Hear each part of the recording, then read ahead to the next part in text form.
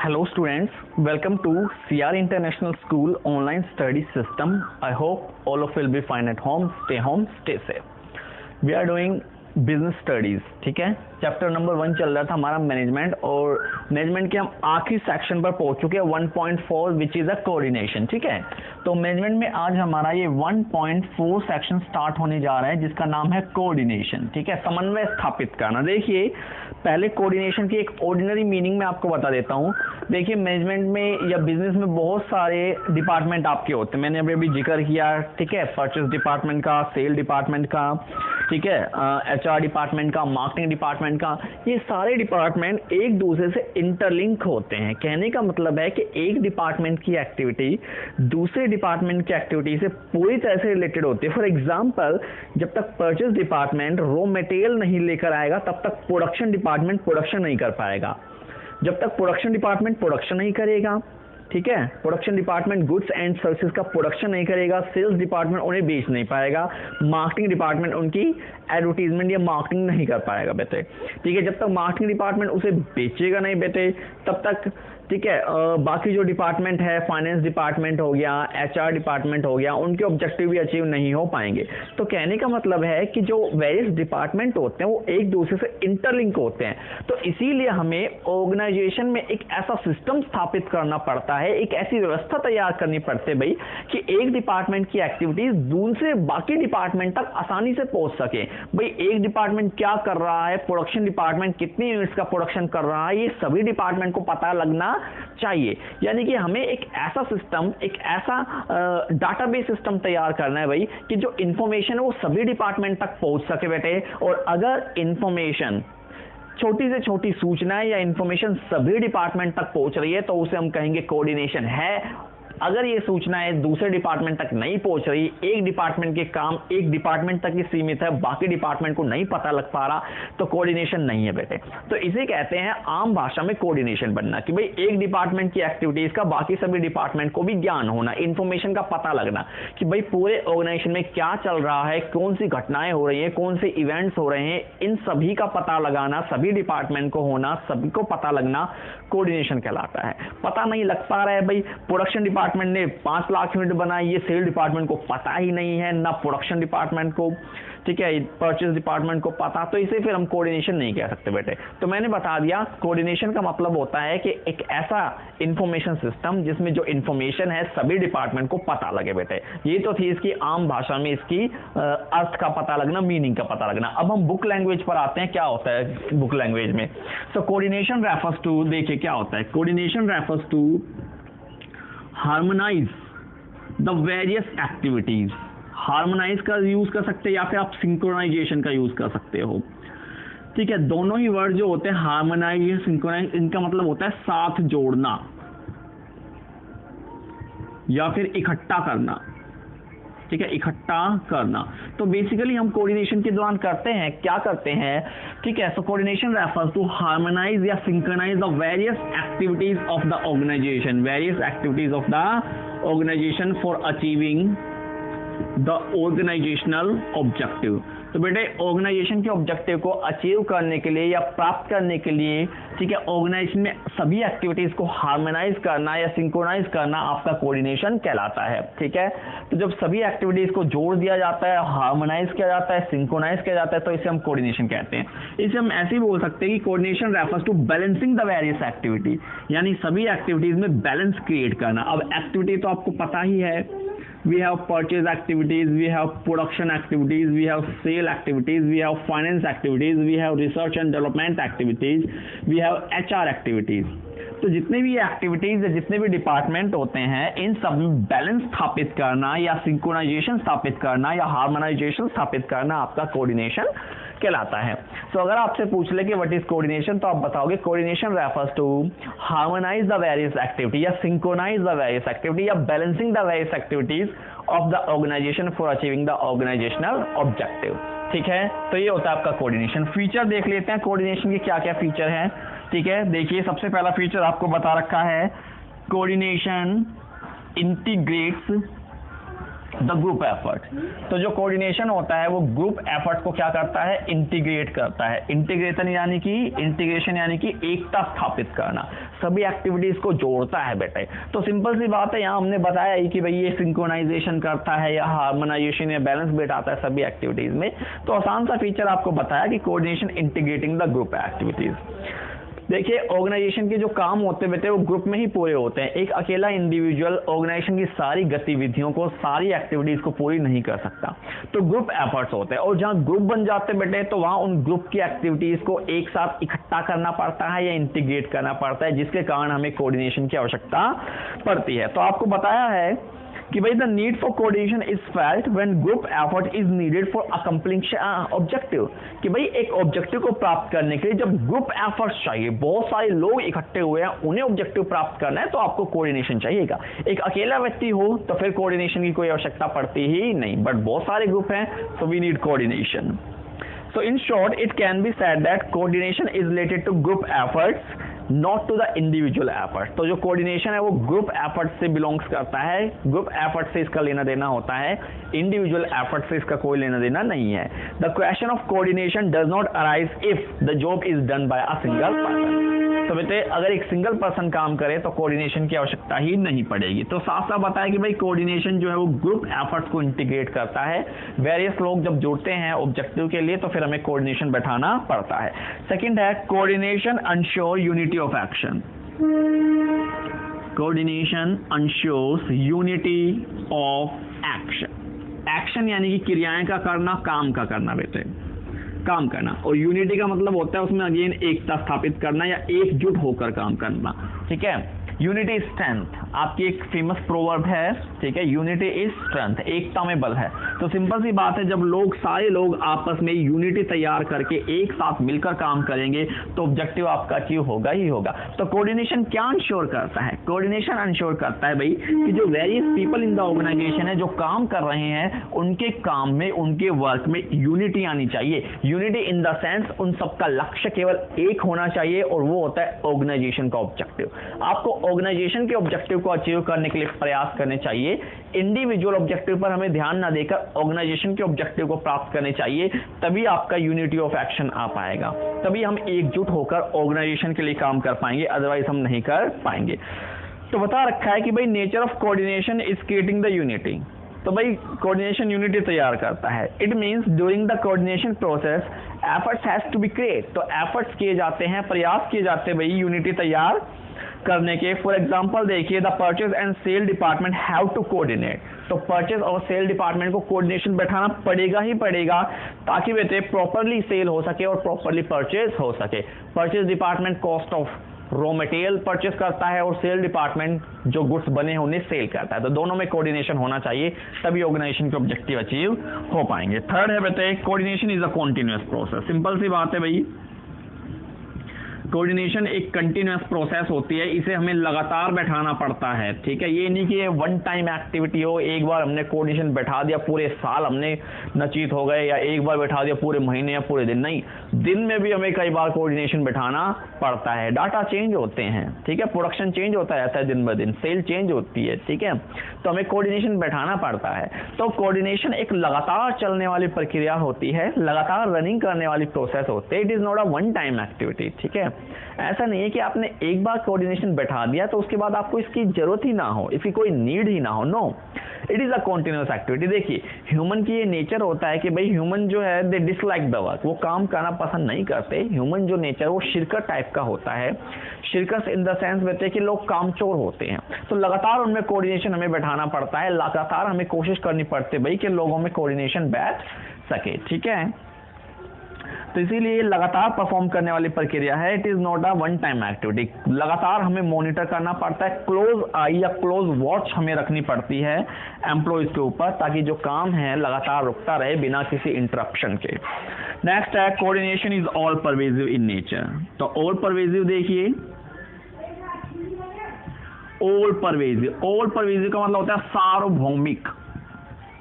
जो हर जगह एक समान रूप में अप्लाई होती है। तो कोऑर्डिनेशन भी भाई ऑल परवेजिव नेचर की है, ठीक है, यानी कि आपको दो बातें ध्यान रखनी है ऑल परवेजिव में। जब भी ऑल परवेजिव शब्द आ जाए दो बातें ध्यान रखनी है, ठीक है। कौन कौन सी? कि भाई एक तो जो कोऑर्डिनेशन है वो चाहे बिजनेस ऑर्गेनाइजेशन हो या फिर नॉन बिजनेस ऑर्गेनाइजेशन हो, दोनों में हमें आवश्यकता पड़ती है भाई, ठीक है। बिजनेस ऑर्गेनाइजेशन जिनका एम जो होता है प्रॉफिट कमाना होता है, नॉन बिजनेस ऑर्गेनाइजेशन जिनका जो लक्ष्य है या उद्देश्य है या जो ऑब्जेक्टिव है वो प्रॉफिट कमाना नहीं होता, फिर क्या होता है, सोशल वेलफेयर होता है। तो चाहे आपकी बिजनेस ऑर्गेनाइजेशन हो या नॉन बिजनेस ऑर्गेनाइजेशन हो, कोऑर्डिनेशन तो आपको दोनों जगह चाहिए। और साथ ही साथ है एट ऑल लेवल, सभी लेवल पर हमें कोऑर्डिनेशन चाहिए, चाहे वो टॉप लेवल हो, मिडल लेवल हो या फिर लोअर लेवल हो। तो तीनों ही लेवल पर हमें कोऑर्डिनेशन चाहिएगा, किसी एक लेवल पर नहीं, सभी लेवल पर हमें एक समान रूप में कोऑर्डिनेशन चाहिए। तो जब भी ये ऑल परवेजिव वर्ड या आ जाता है तो आपको पता होना चाहिए ऑल परवेजिव का मतलब होता है सार्वभौमिक, जो हर जगह पर एक समान रूप में अप्लाई होता हो।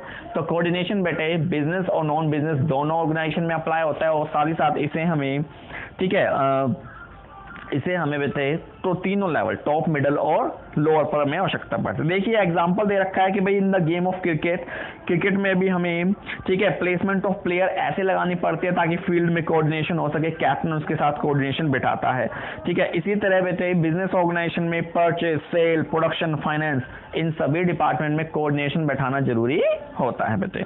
नेक्स्ट है coordination is the responsibility of all managers. जो कोऑर्डिनेशन है it is the responsibility of all manager, तो सभी मैनेजर। अब ऑल मैनेजर क्योंकि एक कंपनी में बहुत सारे मैनेजर होते हैं, 7 या 8 मैनेजर होते हैं। परचेज डिपार्टमेंट के लिए परचेज मैनेजर, सेल डिपार्टमेंट के लिए सेल मैनेजर, मार्केटिंग डिपार्टमेंट के लिए मार्केटिंग मैनेजर, एचआर डिपार्टमेंट के लिए HR manager, research and development department के लिए रिसर्च एंड डेवलपमेंट मैनेजर बेटे। तो बहुत सारे मैनेजर है और ये जो जिम्मेदारी, रिस्पॉन्सिबिलिटी समझ रहे हैं ना आप, जिम्मेदारी बेटे, जिम्मेदारी उठाना। तो बेसिकली कोऑर्डिनेशन को एस्टेब्लिश करना इन सभी के सभी मैनेजर्स की रिस्पॉन्सिबिलिटी या जिम्मेदारी होते हैं, ठीक है। इन सारे के सारे मैनेजर को आपस में कोऑर्डिनेशन बैठाना पड़ता है भाई। दूसरे डिपार्टमेंट में क्या चल रहा है ये मैनेजर को पता होना चाहिए भाई। ऐसा नहीं है कि सेल डिपार्टमेंट का मैनेजर केवल सेल को ही देखेगा, परचेज डिपार्टमेंट में क्या चल रहा है, कितनी चीजें परचेस की गई है, ठीक है, ये उसका अंदाजा होना चाहिए, उसको पता होना चाहिए बेटे।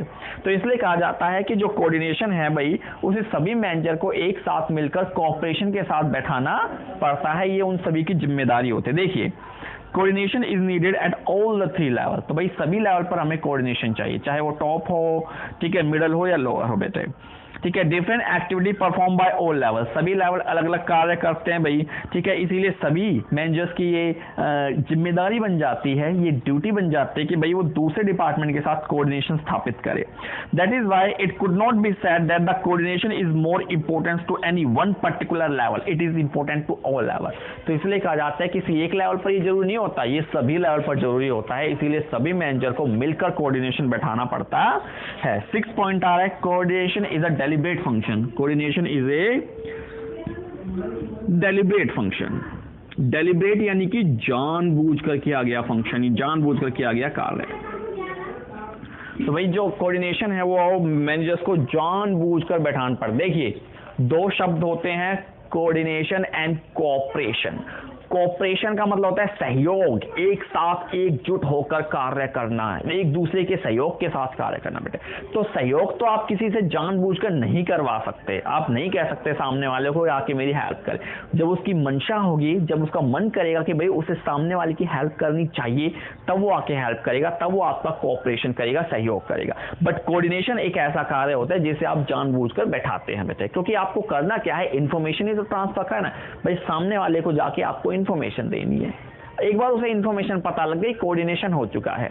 तो इसीलिए कोऑर्डिनेशन तो जानबूझकर बैठाया जाता है, लेकिन कोऑपरेशन जानबूझकर नहीं बैठाया जाता। लेकिन ऑर्गेनाइजेशन के ऑब्जेक्टिव्स को अचीव करने के लिए, लक्ष्य को प्राप्ति के लिए दोनों ही जरूरी है, cooperation as well as coordination. तो इसीलिए कहा जाता है कि अगर कोई एक भी चीज अब्सेंस है, कोऑर्डिनेशन नहीं है या कोऑपरेशन नहीं है तो ऑर्गेनाइजेशन के जो लक्ष्य हैं, ऑब्जेक्टिव्स हैं, they will never ever been achieve, तो वो प्राप्त नहीं हो पाएंगे। तो इसीलिए कोऑर्डिनेशन एक डेलिब्रेट फंक्शन है, लेकिन कोऑपरेशन भी हमें लगातार करते रहना चाहिए, हमें मोटिवेट करना चाहिए एम्प्लॉयज को, ताकि वो एक साथ एकजुट होकर मिलकर कार्य कर सके। तो कोऑर्डिनेशन और कोऑपरेशन दोनों एक दूसरे के लिए जरूरी है, दोनों एक दूसरे के लिए जरूरी होता है। फॉर एग्जांपल देखिए, a teacher aspire to teach effectively, एक टीचर है बेटे वो अच्छे से टीच करना चाहता है या चाहती है क्लास में जाकर, but the time table is not prepare by the school, लेकिन स्कूल ने टाइम टेबल ही नहीं बना रखा, तो फिर उसे क्या पता कि किस समय पर मुझे किस क्लास में जाना है, तो इफेक्टिवली काम नहीं कर पाएगी बेटे, ठीक है। In this situation classes can not be arrange, तो इसलिए क्लासेस अरेंज ही नहीं हो पाए क्योंकि टाइम टेबल का पता ही नहीं लगा, ठीक है। Here the effort made by the teacher is meaningless, तो जब उसे टाइम टेबल का पता ही नहीं है किस क्लास में जाना है, तो टीचर कितनी एफर्ट कर ले उसके कोई फायदे नहीं होंगे, वो व्यर्थ हो जाएगा एक तरह से। On the other hand the absence of cooperation, अगर कोऑपरेशन नहीं होगा कि भाई स्कूल ने तो टाइम टेबल अच्छे से बना के दे रखा है लेकिन टीचर समय पर जा ही नहीं रहा, ठीक है, वो दूसरों के साथ बात करने में लगा हुआ है, वो पढ़ाने में इंटरेस्टेड ही नहीं है, तो फिर भी आपके जो लक्ष्य प्राप्त नहीं हो पाएंगे। तो इसलिए कहा जाता है भाई कि दोनों ही चीजें होना जरूरी है बेटे, कोऑर्डिनेशन और कोऑपरेशन, ठीक है। तो कोऑपरेशन में कलेक्टिवली एक साथ मिलकर काम होता है, कोऑर्डिनेशन में हम हार्मोनाइजेशन या सिंक्रोनाइजेशन बैठाते हैं ताकि ऑर्गेनाइजेशन के ऑब्जेक्टिव प्राप्त हो सके।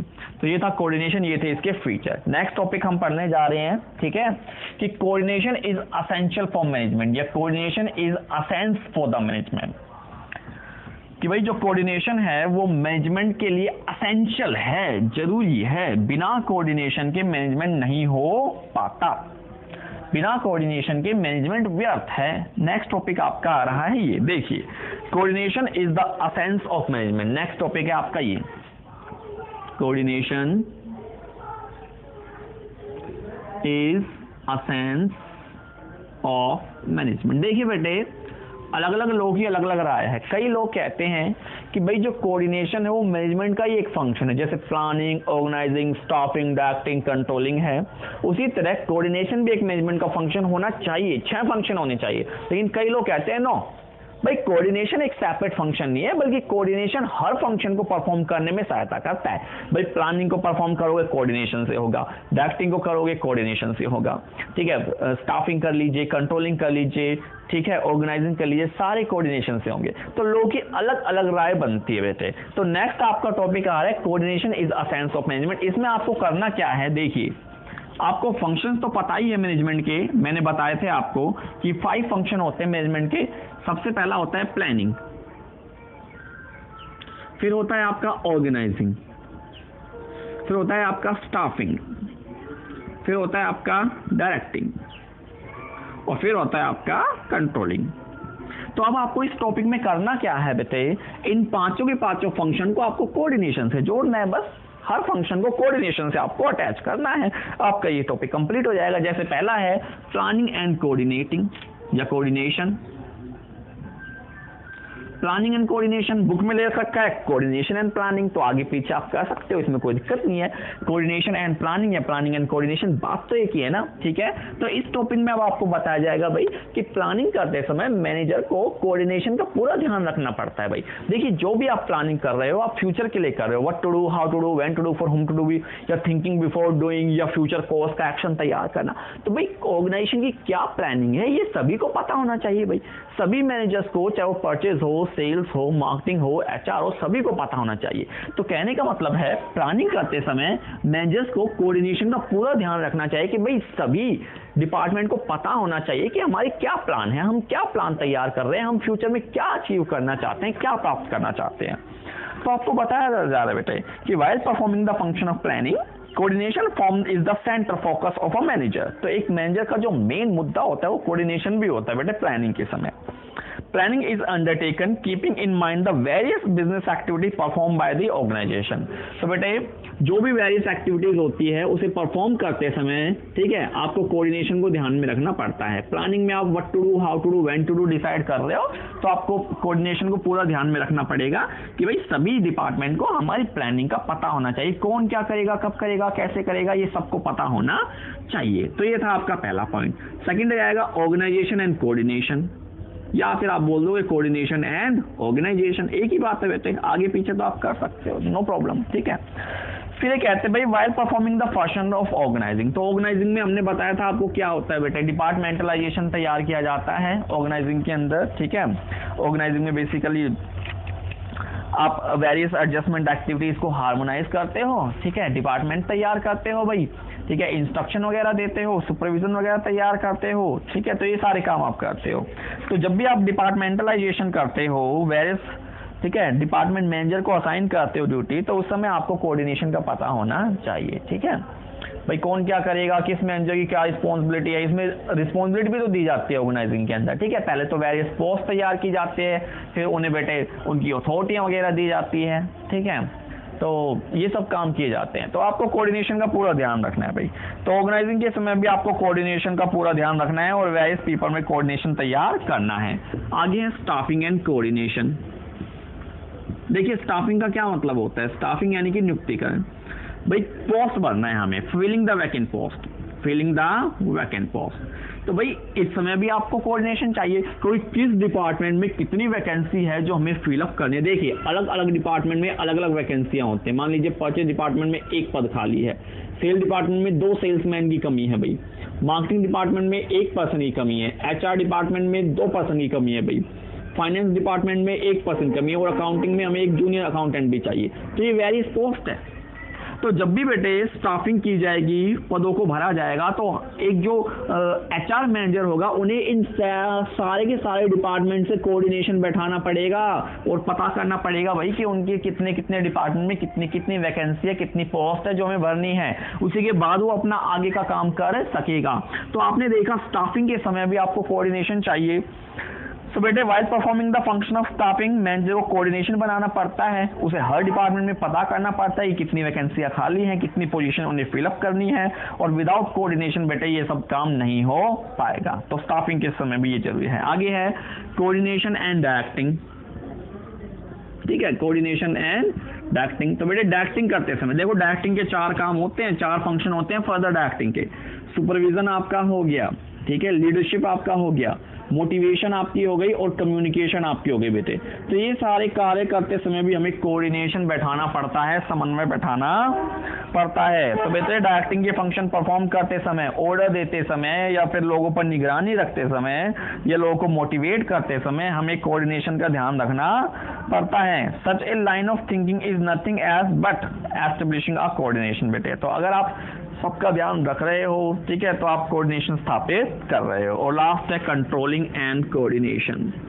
तो कंट्रोलिंग के समय भी हमें कोऑर्डिनेशन स्थापित करना पड़ता है, कंट्रोलिंग एंड कोऑर्डिनेशन। कंट्रोलिंग में मैंने बताया था बेटे, ठीक है, हर काम का एक स्टैंडर्ड या पैमाना तैयार किया जाता है और उस पैमाने को, उस स्टैंडर्ड को एक्चुअल से कंपेयर करते हैं और एक्चुअल से कंपेयर करने के बाद डिविएशन यानी कि डिफरेंस निकाले जाते हैं और उन्हें दूर किए जाते हैं बेटे। तो इन कंट्रोलिंग करते समय हमें कोऑर्डिनेशन चाहिएगा बेटे, क्योंकि हमें वापस जाना पड़ेगा और देखना पड़ेगा कि भाई कितने, ठीक है, हमें वापस जाना पड़ेगा और देखना पड़ेगा कि हमने क्या स्टैंडर्ड तैयार किया था, हर डिपार्टमेंट को हमने क्या स्टैंडर्ड दिए थे, क्या हमने उन्हें स्केल दिए थे बेटे, और फिर उसके बाद हमें देखना पड़ेगा कि वो अचीव हुए या नहीं हुए। So in the context of coordination, controlling results in harmonisation of objective of organisation. तो बेटे कंट्रोलिंग के दौरान भी हमें कोऑर्डिनेशन का ध्यान रखना पड़ता है और एक्टिविटीज को हार्मोनाइज करना पड़ता है। हर डिपार्टमेंट के लक्ष्य जो हमने दिए थे, उन्हें स्टैंडर्ड जो दिए थे बेटे, ठीक है, उनकी जांच पड़ताल करनी पड़ती है और ये कोऑर्डिनेशन से ही पूरा हो पाता है, ठीक है, किसी और से पूरा नहीं हो पाता। तो ये था आपका topic, coordination is a sense of management. आगे बता रखा है भाई coordination is needed at all level. तो भाई कोऑर्डिनेशन सभी लेवल पर आपको चाहिएगा, लेवल यानी कि top level, middle level and lower level. तो coordination is needed at all level, चाहे वो टॉप लेवल हो, लोअर लेवल हो, ठीक है। मैंने नीड हायरार्ची आपको दिखाई थी, सबसे ऊपर होता है टॉप लेवल, फिर होता है मिडल और फिर होता है लोअर, और लोअर के नीचे क्या होता है, प्लेटफॉर्म एरिया, जिसे हम फैक्ट्री भी कहते हैं, ठीक है, प्लेटफॉर्म एरिया जहां पर एक्चुअल प्रोडक्शन किया जाता है बेटे। तो ये कह रहे हैं कि भाई कोऑर्डिनेशन आपको तीनों ही लेवल पर चाहिए, डेफिनेटली चाहिए, इसमें कोई संदेह नहीं है भाई, कोऑर्डिनेशन हमें तीनों लेवल पर चाहिए, टॉप लेवल मैनेजमेंट आपको बताया था हमने, पॉलिसियां तैयार करता है भाई, उन पॉलिसी को लागू कौन करवाता है, मिडिल लेवल इंप्लीमेंट करवाता है भाई। तो इन तीनों में जब कोऑर्डिनेशन होगा, इन्होंने जो पॉलिसियां बनाई है वो मिडिल को पता होनी चाहिए, लोअर को पता होनी चाहिए, तभी तो अप्लाई होगी। तो सिंपल सी बात है, सभी लेवल पर आपको चाहिए, ठीक है। So coordination is required at all level due to interdependent nature of various department, क्योंकि सारे डिपार्टमेंट एक दूसरे पर डिपेंड होते हैं, इसलिए ये हमें चाहिए। इट इंटीग्रेट्स द एफर्ट्स, ये एफर्ट्स को इंटीग्रेट करता है बेटे, ठीक है, अलग अलग लेवल के, इसलिए चाहिए। फिर coordination is responsibility of all level manager, तो भाई कोऑर्डिनेशन सभी लेवल के मैनेजर की रिस्पॉन्सिबिलिटी होती है, ठीक है। तो देखिए टॉप लेवल मैनेजर भाई पॉलिसियां तैयार करते हैं, ओवरऑल पॉलिसी तैयार करते हैं जिससे ऑर्गेनाइजेशन आगे बढ़ता है। मिडिल लेवल मैनेजमेंट उस पॉलिसी को कोऑर्डिनेट करते हैं, ठीक है, नीचे के साथ, और मिडिल लेवल मैनेजमेंट जो है, ठीक है, टॉप लेवल और लोअर लेवल दोनों के साथ कोऑर्डिनेशन बनाकर चलते हैं। जो लोअर लेवल या ऑपरेशनल लेवल होता है वो इंश्योर करते हैं कि भाई जो वर्क है वो अपने समय पर पूरा हो, और जो भी हमने स्टैंडर्ड तैयार किए हैं, परिमाप तैयार किए हैं, वो पूरे हो सके बेटे, ठीक है। तो ये था आपका कोऑर्डिनेशन जो है आपके लिए सभी लेवल के लिए जरूरी होता है। एक लास्ट टॉपिक और है, फिर ये लेसन पूरा हो रहा है बेटे, वीडियो थोड़ी लंबी हो जाए तो भी कोई बात नहीं, आप देखते रहिए इसे। लास्ट टॉपिक आ रहा है importance of coordination. Importance of coordination, importance देख लीजिए। सबसे पहला साइज ऑफ ऑर्गेनाइजेशन बेटे, तो सिंपल सी बात है, ऑर्गेनाइजेशन का साइज जितना बढ़ता चला जाएगा, जितना लार्ज ऑर्गेनाइजेशन होता चला जाएगा, कोऑर्डिनेशन की इंपॉर्टेंस उतनी बढ़ती चली जाएगी। देखिए ऑर्गेनाइजेशन जितना स्मॉल है, छोटा है, वहां सूचनाएं फैलाना उतना आसान हो जाता है, तो कोऑर्डिनेशन कम इंपॉर्टेंट है। लेकिन एक लार्ज ऑर्गेनाइजेशन जहां पर अलग अलग प्रोडक्ट बनते हैं, जहां पर वेरियस डिपार्टमेंट है, sale, purchase, R&D, HR department, marketing department, finance department, वहां कोऑर्डिनेशन की एट मोस्ट इंपॉर्टेंस रहेगी, क्योंकि इंफॉर्मेशन या सूचनाएं ट्रांसफर करना बड़ा जरूरी हो जाएगा। तो आपको बता रखा है कि इन दीज डे जो स्केल ऑफ बिजनेस है वो लगातार बढ़ता जा रहा है, और जैसे ही ये स्केल बढ़ रहा है, जो कोऑर्डिनेशन है उसकी इंपॉर्टेंस ऑर्गेनाइजेशन में बढ़ती जा रही है, क्योंकि बेटे अलग अलग तरह के लोग होते हैं जो काम करते हैं, डिफरेंट इंटरेस्ट है उनका, वर्किंग अलग अलग है, अंडरस्टैंडिंग अलग अलग है, थिंकिंग अलग अलग है, टॉलरेंस पावर अलग अलग है बेटे। तो इसीलिए उन सभी लोगों में हार्मोनाइजेशन या बैलेंस क्रिएट करना बड़ा जरूरी होता है, जो कि केवल कोऑर्डिनेशन से पॉसिबल होता है बेटे। तो इन सभी को हमें कोऑर्डिनेट करना पड़ता है, सूचनाएं फैलानी पड़ती है, तो इसीलिए बहुत ज्यादा जरूरी है आज के समय कोऑर्डिनेशन, और जितना बड़ा ऑर्गेनाइजेशन है उतना ज्यादा आपके लिए जरूरी होता है। सेकेंड है फंक्शनल डिफरेंशिएशन। फंक्शनल यानी कि कार्य, भाई सभी के कार्य अलग अलग होते हैं। देखिए परचेज डिपार्टमेंट रॉ मटेरियल खरीदता है, प्रोडक्शन डिपार्टमेंट गुड्स का प्रोडक्शन करता है, सेल डिपार्टमेंट गुड्स की सेल करता है, ठीक है, मार्केटिंग डिपार्टमेंट जो है एडवर्टीजमेंट वगैरह करता है, HR डिपार्टमेंट रिक्रूटमेंट करता है। बेटे कितने सारे डिपार्टमेंट है, देखिए इतने सारे डिपार्टमेंट होने के कारण इन सभी में कोऑर्डिनेशन या सूचनाएं स्थापित करना बड़ा जरूरी हो जाता है। तो इसीलिए कोऑर्डिनेशन की इंपॉर्टेंस और ज्यादा बढ़ जाती है, क्योंकि सभी डिपार्टमेंट में आपको क्या करना है, कोऑर्डिनेशन स्थापित करना है, समन्वय स्थापित करना है बेटे। अगर इनमें समन्वय स्थापित नहीं हो पाया तो ऑर्गेनाइजेशन के गोल या ऑब्जेक्टिव अचीव करने में रुकावटें आएंगी। तो इसीलिए सबके फंक्शन अलग अलग है, सबके कार्य अलग अलग है, इसीलिए उनके कार्यों में कोऑर्डिनेशन का होना जरूरी होता है। थर्ड है स्पेशलाइजेशन, विशिष्टीकरण। देखिए एक पर्सन जो है सारा कार्य खुद नहीं कर सकता, अगर वो सारा कार्य खुद कर लेता तो कोऑर्डिनेशन की आवश्यकता ही नहीं पड़ती। परचेज डिपार्टमेंट परचेज में स्पेशलाइज है, सेल डिपार्टमेंट सेल्स में, मार्केटिंग डिपार्टमेंट मार्केटिंग में, HR में। तो क्योंकि ये स्पेशलाइजेशन होता है, हर पर्सन अपनी फील्ड में स्पेशलाइज्ड है, अपनी एक्टिविटी में स्पेशलाइज है बेटे। तो इसीलिए जो सामने वाला है, जो सामने वाला एक्सपर्ट है, वो अपने काम में एक्सपर्ट है। तो इन सभी एक्सपर्ट्स की एक्टिविटीज को कोऑर्डिनेट करना बड़ा जरूरी हो जाता है, तभी हमें स्पेशलाइजेशन का बेनिफिट मिलेगा। एक्सपर्ट इंसान आप कितने क्यों ना ले आइए, अगर कोऑर्डिनेशन नहीं बैठेगा उनके बीच तो कोई फायदा नहीं है बेटे, कोई भी फायदा नहीं है। तो स्पेशलाइजेशन के कारण भी आज कोऑर्डिनेशन बहुत इंपॉर्टेंट है बेटे।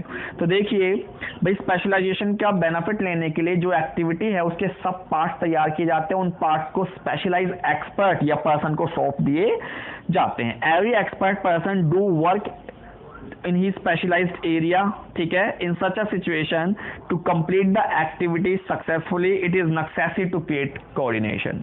तो वो सारे स्पेशलाइज्ड अपनी अपनी एक्टिविटी को पूरा कर ले, अपने अपने कार्य को बेटे विशिष्टीकरण के साथ पूरा कर ले, इसलिए कोऑर्डिनेशन जरूरी होता है. ठीक है. और लास्ट पॉइंट है बेटे इंटरडिपेंडेंस ऑफ डिफरेंट प्रोसेस. जो डिफरेंट प्रोसेस है वो एक दूसरे पर क्या होते हैं, इंटरडिपेंडेंट होते हैं. सो इंटरडिपेंडेंस ऑफ डिफरेंट प्रोसेस. तो जो अलग अलग प्रक्रिया हैं वो एक दूसरे पर डिपेंड होती है. ठीक है, एक दूसरे पर इंटरडिपेंड होती है. तो इसीलिए कोई भी काम बेटे बिना कोऑर्डिनेशन के पूरा नहीं हो पाएगा. So the next major point which importance of coordination, जो नेक्स्ट पॉइंट है इंपोर्टेंस दिखा रहा है कि भाई जो वेरियस ऑर्गेनाइजेशन की एक्टिविटी है वो एक दूसरे पर इंटरडिपेंडेंट होती है. द हायर द इंटरडिपेंडेंस, जितनी ज्यादा एक दूसरे पर इंटरडिपेंडेंट होगी, the greater is the need of coordination, उतनी ज्यादा आपको कोऑर्डिनेशन की आवश्यकता पड़ेगी बेटे. तो ये था आपका लास्ट टॉपिक कोऑर्डिनेशन. पहला लेसन आपका फिनिश्ड हो चुका है. मेरी रिक्वेस्ट है थोड़ी बहुत केस स्टडी इसकी देख लीजिएगा. हो सकता है यहाँ ऑनलाइन केस स्टडी ना करा पाऊं मैं, जब स्कूल लगेगा तब मैं कराऊंगा, लेकिन आप एक बार इनकी ठीक है केस स्टडी एक बार देख लीजिए बेटे. Thank you very much.